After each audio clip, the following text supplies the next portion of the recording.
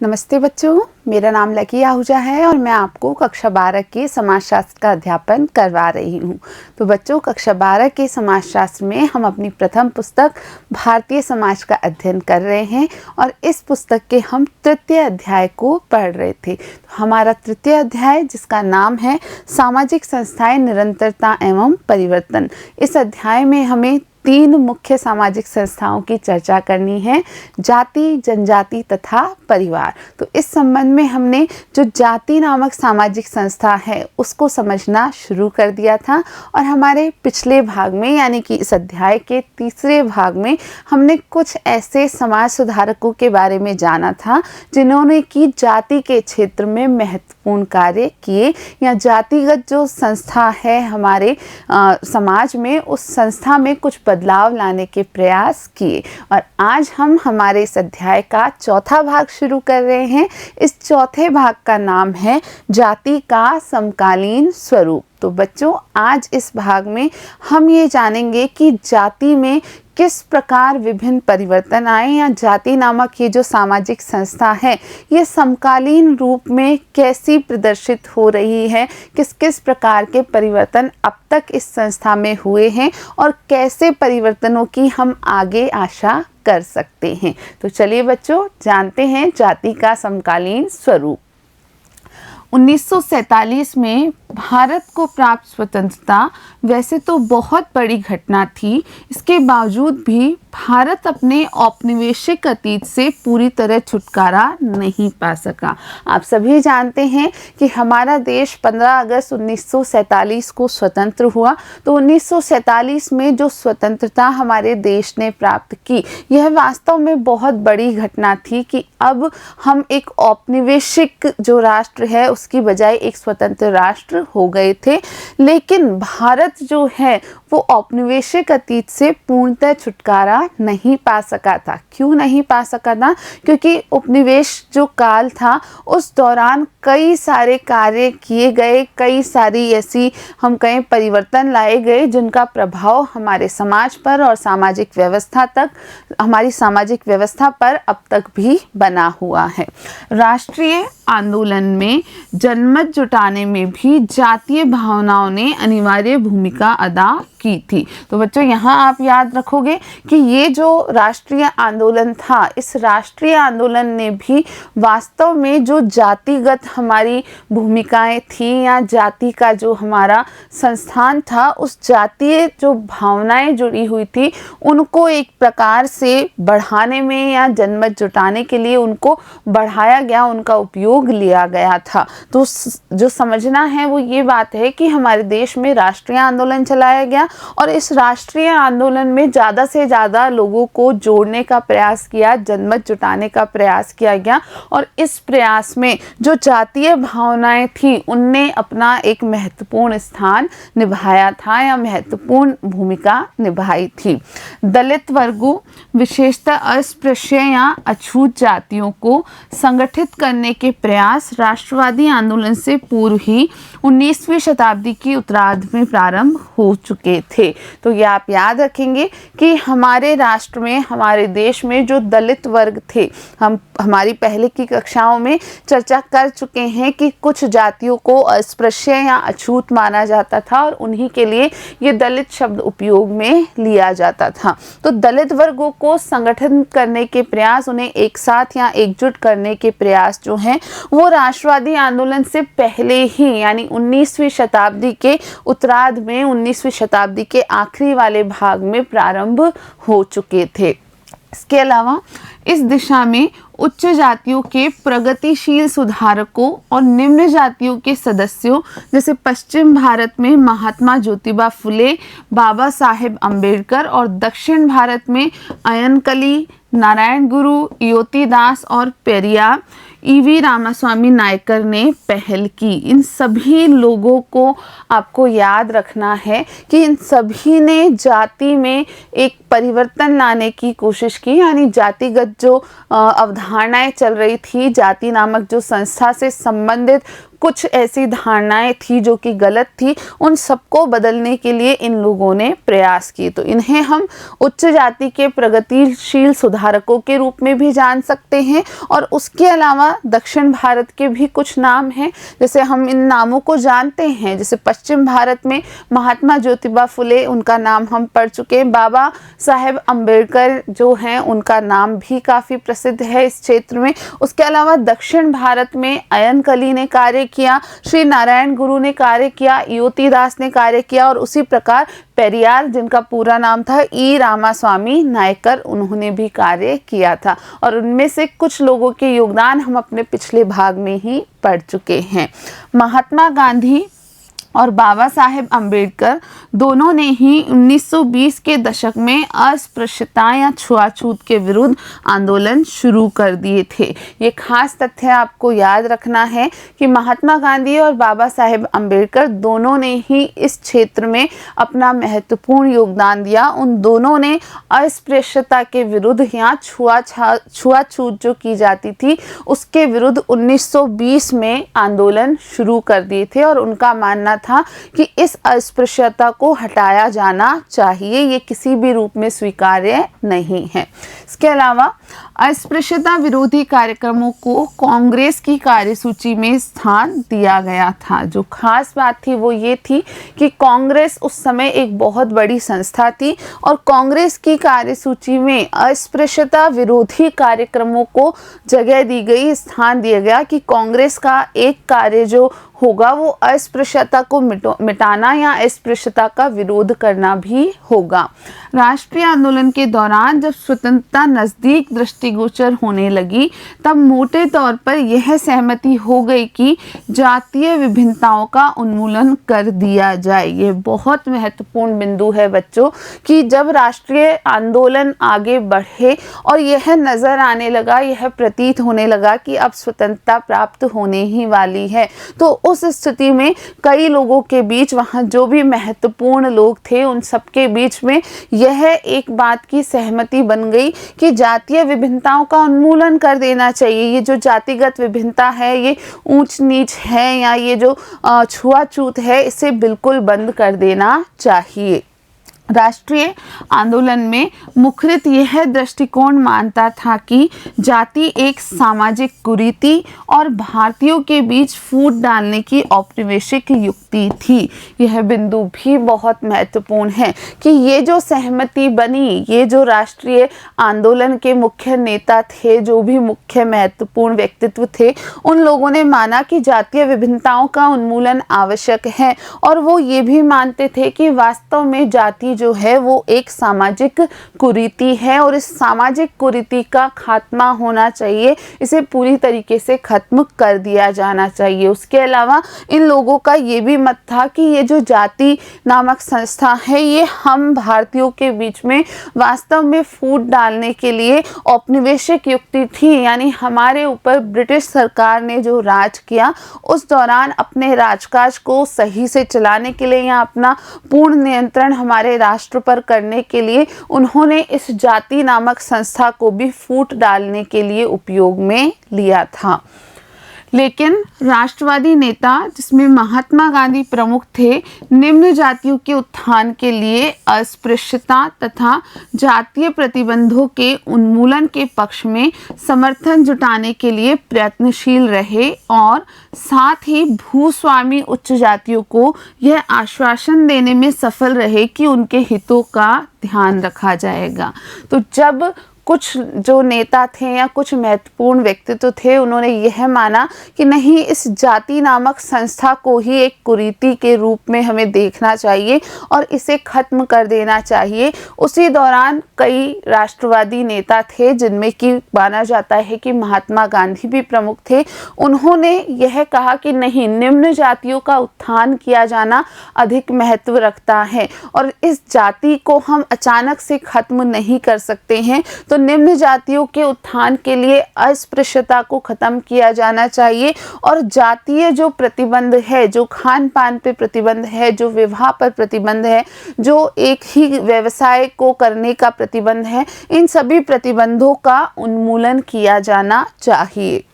इन सब के लिए महात्मा गांधी प्रयत्नशील रहे। उन्होंने इन सारे परिवर्तनों को लाने का प्रयास किया और साथ ही उन्होंने जो उच्च जातियों के भूस्वामी थे उन भूस्वामी उच्च जातियों को भी एक आश्वासन दिया। क्या आश्वासन दिया? कि उनके हितों का ख्याल रखा जाएगा, उनके साथ भी किसी प्रकार का अहित होने नहीं दिया जाएगा। स्वतंत्रता के बाद भारतीय राज्यों को ये अंतर्विरोध विरासत में मिले जो बाद में प्रतिबिंबित होते रहे। अब इस प्रकार का अंतर्विरोध जहाँ पर जो निम्न माने जाने वाली जातियाँ थी, जो अछूत मानी जाने वाली जातियाँ थी, उन्हें कहा गया कि आपके हितों को ध्यान में रख के इस अस्पृश्यता का अंत किया जाएगा, इस ऊंच नीच का अंत किया जाएगा। और वहीं जो उच्च जाति के भूस्वामी थे उनसे भी यह वादा किया गया, उन्हें भी यह आश्वासन दिया गया कि आपके साथ भी अहित नहीं किया जाएगा। तो इस प्रकार का जो अंतर्विरोध था यह भारतीय राज्यों को एक प्रकार से विरासत में मिला था और प्रत्येक राज्य को इस प्रकार के अंतर्विरोध से जूझना पड़ा था।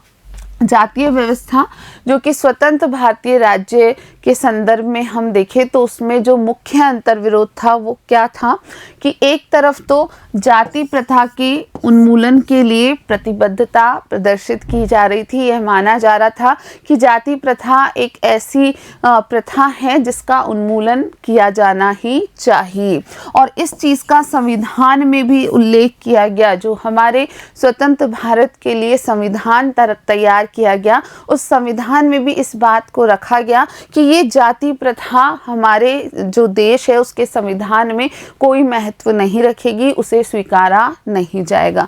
वहीं दूसरी ओर हम देखते हैं तो वास्तव में आमूलचूल सुधार लाने में भी असमर्थ व अनिच्छुक रहे। वहाँ जो मुख्य नेता थे, हमारे देश के जो मुख्य नेता थे, वे किसी भी प्रकार का सुधार लाने में वास्तव में असमर्थ रहे और कई नेता अनिच्छुक भी थे। वे चाहते ही नहीं थे कि जाति जो संस्था है, जो जाति की प्रथा है, उसमें किसी भी प्रकार का वास्तव में कोई परिवर्तन आ पाए।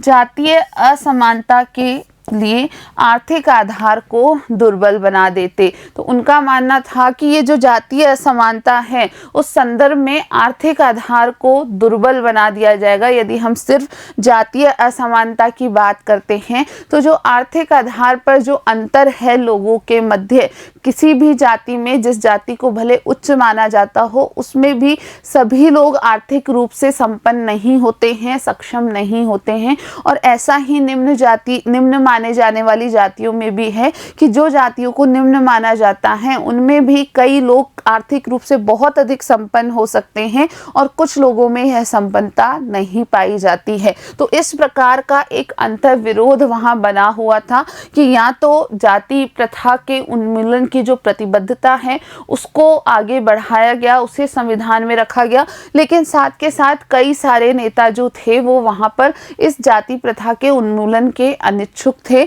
और वे लोग मानते थे कि ये जो जातीय असमानता है, यदि हम इस पर बल देते हैं तो जो आर्थिक आधार है वो दुर्बल हो जाता है, वो अपनी जो महत्ता है वो खो देता है।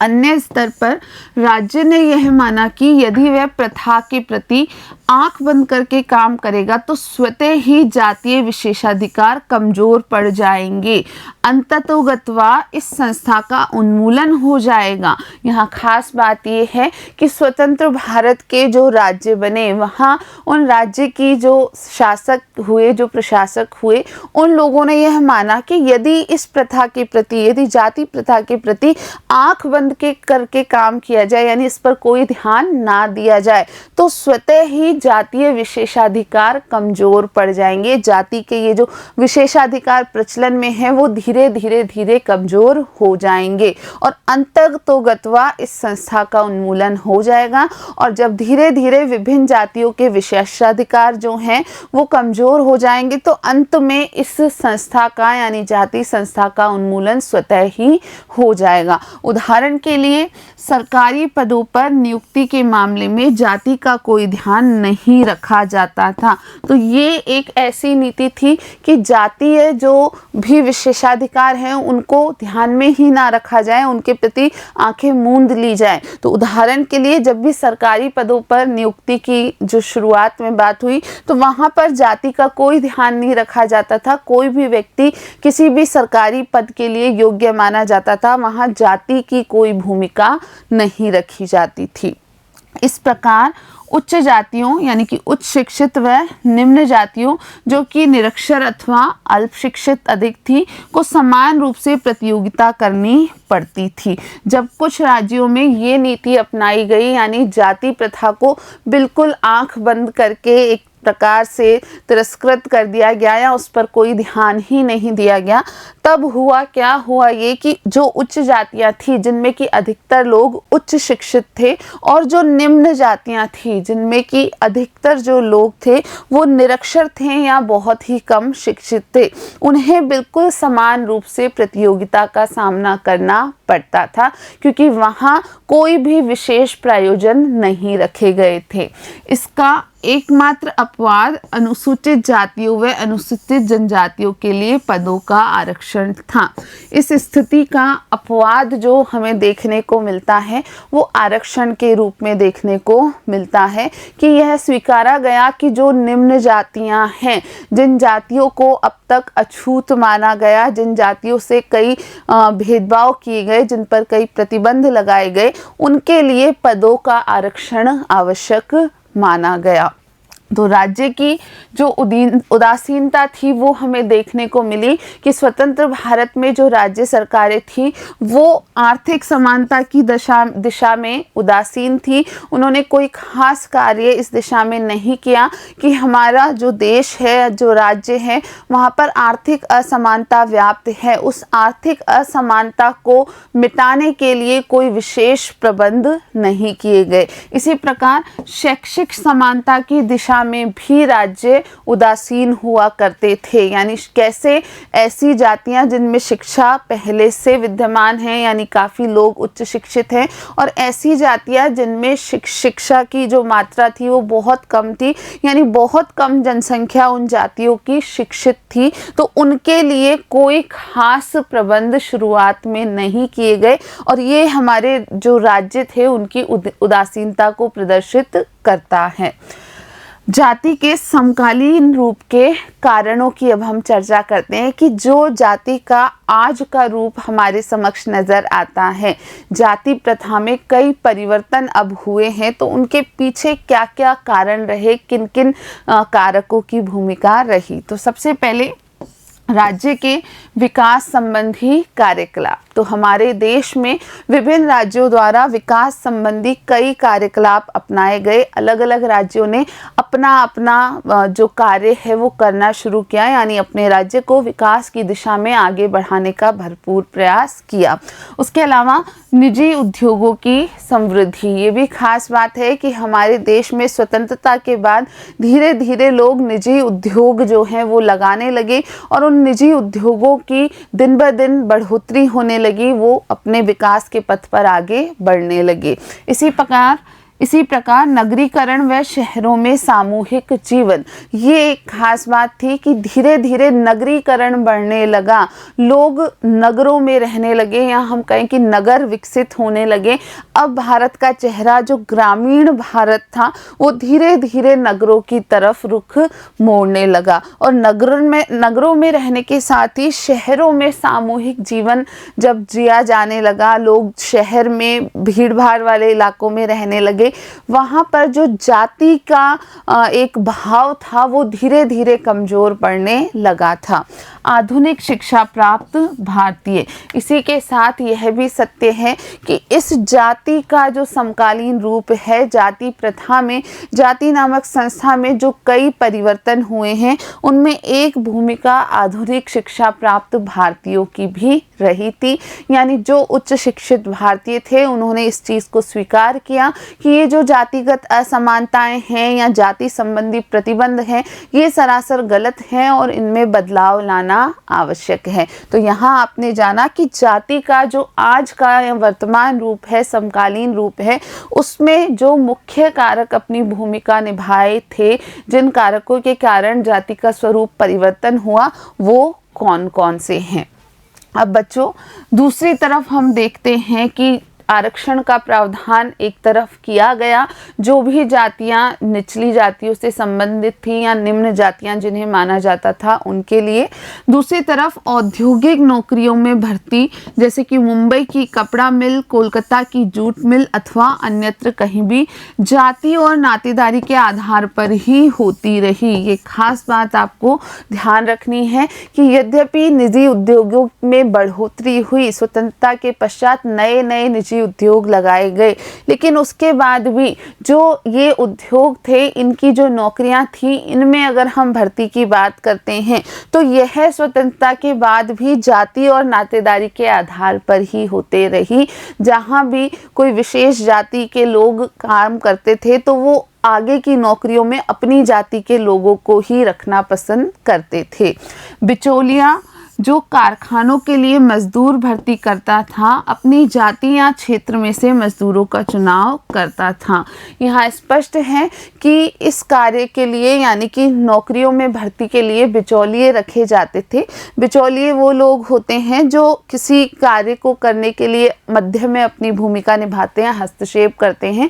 जैसे जो भी कारखानों के मालिक होते थे वो उन बिचौलियों से कह देते थे कि इतने लोगों की, इतने मजदूरों की आवश्यकता है, और वो बिचौलिए ही फिर मजदूरों का चुनाव करके कारखाने में लेकर आते थे। तो बिचौलिए जो कि कारखानों के लिए मजदूर भर्ती करते थे, वो अपनी जाति या क्षेत्र में से ही मजदूरों का चुनाव करते थे। वो अक्सर इस बात का ध्यान रखते थे कि उनकी अपनी जाति में से, उनके क्षेत्र यानी उनके गांव से, उनके कस्बे से अपनी जाति के लोगों को ही वो नौकरी पर रख पाएं।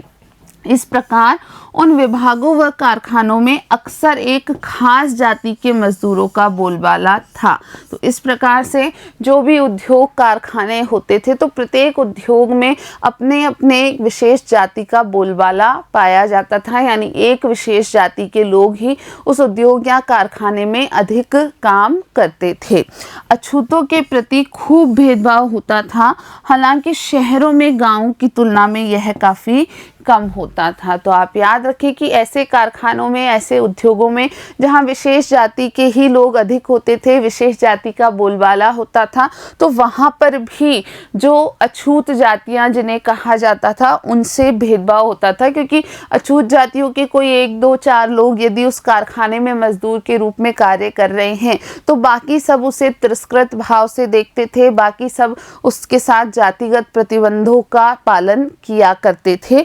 और ये जो भेदभाव था यह सत्य है कि यह शहरों की तुलना में गांवों और कस्बों में ज़्यादा हुआ करता था। इसमें कोई आश्चर्य नहीं कि जाति सांस्कृतिक व घरेलू क्षेत्रों में सबसे सुदृढ़ सिद्ध हुई। यह सत्य है कि ये जो जाति की व्यवस्था है, ये जो जाति नामक संस्था है, यह सांस्कृतिक और घरेलू क्षेत्रों में सबसे अधिक सुदृढ़ सिद्ध हुई है। यानी घरेलू जो भी चीज़ें हुआ करती थी या हम कहें सांस्कृतिक रूप से जो मेल जोल था वो जातियों के बीच कभी भी बहुत अधिक नहीं रहा। अंतर्विवाही व्यवस्था आधुनिकीकरण व परिवर्तन से बड़े तौर पर अप्रभावित रही। आज भी अधिकांश विवाह जाति की परिसीमाओं में ही होते हैं। यह सत्य है कि जाति के प्रतिबंधों में एक बड़ा प्रतिबंध था अंतर्विवाह, यानी एक जाति के व्यक्ति दूसरे जाति से विवाह नहीं कर सकते, यानी जिस व्यक्ति की जो जाति है उसे उसी जाति में अपना जीवन साथी खोज के विवाह करना होता था। तो यहाँ ये जो अंतर्विवाही व्यवस्था है, यह आधुनिकीकरण और जो परिवर्तन हो रहा था, जो भी विकास की गति पर हमारा देश बढ़ रहा था, उससे यह प्रथा लगभग अपरिवर्तित ही रही। और आज की बात हम करें, वर्तमान की बात हम करें, तो आज यानी वर्तमान में भी अधिकांश विवाह जाति की परिसीमाओं में ही होते हैं। कुछ परिसीमाएं अधिक लचीली हो गई। यहाँ खास बात ये है कि हाँ, कुछ जो परिसीमाएं हैं उनमें हल्का मोटा परिवर्तन आया है, लचीलापन आया है। उदाहरण के लिए उच्च जातियों जैसे कि ब्राह्मण, बनिया, राजपूत जिन्हें माना जाता है के बीच अंतर जातीय विवाह पहले की तुलना में अधिक हो रहे हैं। तो वर्तमान में जो आंकड़े हैं वो इस बात को प्रदर्शित करते हैं कि आजकल इन उच्च जातियों में आपस में विवाहों का चलन बढ़ रहा है। उच्च जातियों में मुख्यतः ब्राह्मण, बनिया, राजपूत आदि को रखा जाता था, तो इन जातियों के बीच अब अंतरजातीय विवाहों की संख्या जो है वो दिन ब दिन बढ़ रही है। उच्च जाति व अनुसूचित जाति के मध्य विवाह आज भी न के बराबर हो रहे हैं, लेकिन अंतर्विवाही व्यवस्था पूर्ण रूप से परिवर्तित नहीं हुई है। उच्च जातियों के मध्य आपस में विवाह तो बढ़ रहे हैं, लेकिन उच्च जाति और अनुसूचित जातियों के मध्य विवाहों की संख्या नगण्य है, यानी यह संख्या आज भी लगभग न के बराबर है।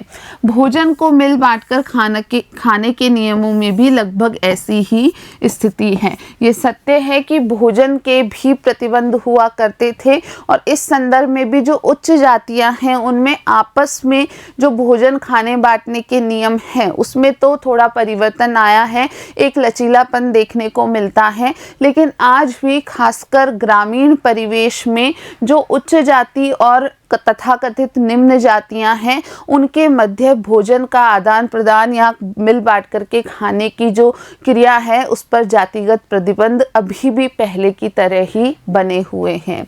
संभवतः परिवर्तन का सबसे महत्वपूर्ण क्षेत्र राजनीति का क्षेत्र रहा है। ये खास बात आप जरूर याद रखेंगे बच्चों कि इस सारी प्रक्रिया में परिवर्तन का जो सबसे महत्वपूर्ण क्षेत्र रहा है वो रहा है राजनीति का क्षेत्र। स्वतंत्र भारत में प्रारंभ से ही लोकतांत्रिक राजनीति जाति आधारित रही है। यह सत्य है कि जब से हमारा देश स्वतंत्र हुआ, शुरुआत से ही जो लोकतांत्रिक राजनीति की शुरुआत हुई, हमारे देश को एक लोकतंत्र बनाया गया, यहाँ चुनाव शुरू हुए, तो वहाँ शुरू से ही जो चुनाव हुए या जो लोकतांत्रिक राजनीति प्रारंभ हुई वो जाति पर ही आधारित रही थी। हालांकि इसका कार्य संचालन जटिल से जटिलतर होता गया है। यह सत्य है कि राजनीति में जो जाति की भूमिका है वो दिन ब दिन और जटिल होती गई है। इसके भविष्य के बारे में कुछ कहना बहुत कठिन है, फिर भी इस बात से इनकार नहीं किया जा सकता है कि जाति राजनीति का केंद्र बनी हुई है। यह सत्य है बच्चों कि जाति आधारित राजनीति हमारे देश का एक सत्य घटना है। हमारे यहाँ पर अधिकतर चुनावों में जब कोई भी पार्टी किसी प्रत्याशी को खड़ा करती है, उसे टिकट देती है, तो उसमें वहाँ पर वो जातिगत गणना जो है उसका सहारा ज़रूर लेती है। और उसके अलावा लोग जब चुनाव में अपना मत डालते हैं, जब वो मतदान करते हैं, तो उस दौरान भी वे अपने जो जाति के लोग हैं, अपनी जाति के प्रत्याशी हैं या जिस पार्टी द्वारा उनकी जाति के प्रत्याशी को खड़ा किया गया है उन्हीं की तरफ अपना मत करते हैं। लेकिन यहाँ जो इस जाति की भूमिका है राजनीति में, इसके भविष्य के बारे में कुछ भी कहना काफ़ी कठिन है। और यहाँ ये भी सच है कि हम इस बात से इनकार नहीं कर सकते हैं कि हमारे देश में जाति राजनीति का एक बड़ा केंद्र बनी हुई है। 1980 के दशक में तो स्पष्ट रूप से जाति आधारित राजनीतिक दलों को उभरते देखा गया है। स्वतंत्रता के पश्चात 1980 का जो दशक था उस दौरान हमारे देश में स्पष्ट रूप से कुछ जाति आधारित जो राजनीतिक दल थे उन्हें उभरते हुए देखा गया था। प्रारंभिक सामान्य चुनाव में चुनाव जीतने में जातीय भाईचारे की भूमिका निर्णायक रही। यह सत्य है कि सबसे पहले हमारे देश में जो चुनाव हुए, तो जो प्रारंभिक सामान्य चुनाव हुए थे उनमें जातिगत भाईचारे की महत्वपूर्ण भूमिका रही थी। ऐसे लोग ही उस चुनाव में जीत पाए थे जिन्होंने कि जातिगत भाईचारे को ध्यान में रखा था। लेकिन तुरंत बाद विभिन्न राजनीतिक दलों ने जातीय आधार पर मत प्राप्त करने की होड़ शुरू कर दी। यह सत्य है कि इसके बाद में राजनीतिक दलों को यह स्पष्ट रूप से दिखने लगा कि यदि हम मत प्राप्त करना चाहते हैं तो हमें इस जातीय आधार को ध्यान में रखना ही होगा। और जैसा मैंने बताया कि अधिकतर राजनीतिक दल आज भी जब प्रत्याशी को टिकट देते हैं, चुनाव करते हैं, तो वो जातीय जनगणना या जातीय समीकरणों को जरूर ध्यान में रखते हैं। परिवर्तन की इन प्रक्रियाओं को समझने हेतु समाजशास्त्रियों व सामाजिक मानव शास्त्रियों ने नई नई संकल्पनाएं गढ़ी। अब जाति में इस प्रकार से जो परिवर्तन हुए कि हाँ, जाति की भूमिका राजनीति में दिन ब दिन बढ़ती गई। उसके अलावा हमने देखा कि जाति की ये जो संकल्पना है, जाति की ये जो प्रथा है, ये घरेलू क्षेत्र में अब भी काफ़ी सुदृढ़ बनी हुई है। विवाह के क्षेत्र में जो प्रतिबंध है वो अब भी काफ़ी तेज है या वो अब भी काफ़ी सबल है। वहीं उसकी तुलना में हम थोड़ी सी बात करें कि ग्रामीण क्षेत्रों की तुलना में शहरों में जो ये जाति प्रथा है या जाति संबंधी जो प्रतिबंध है वो थोड़े से कमज़ोर हुए हैं। इसके अतिरिक्त जो उच्च जातियों के आपसी संबंध है, वहाँ जातीय जो हमारी प्रथा है उसमें स्पष्ट परिवर्तन देखने को मिल रहे हैं। तो इस आधार पर कई समाजशास्त्रियों ने और सामाजिक मानव विज्ञानियों ने कई सारी नई नई संकल्पनाएं प्रस्तुत करी। वो नई संकल्पनाएं क्या थी, क्या किन समाजशास्त्रियों ने किस नई संकल्पना को जातीय परिवर्तन के संदर्भ में रखा, उसकी चर्चा हम अपने अगले भाग में करेंगे। तो बच्चों, हमारे आज के इस कक्षा में हमने जातीय परिवर्तनों को जो औपनिवेशिक काल था उसके बाद की स्थिति को स्पष्ट किया, यानी स्वतंत्रता के पश्चात हमारे देश में किस प्रकार से जो जाति व्यवस्था है वो कुछ परिवर्तित हुई है, लेकिन बहुत बड़ा परिवर्तन इसमें अब तक नहीं देखने को मिला है। तो बच्चों, हमारी आज की कक्षा यहाँ समाप्त होती है। मिलते हैं आपसे अगले वीडियो में। वीडियो देखने के लिए आप सभी का बहुत बहुत धन्यवाद।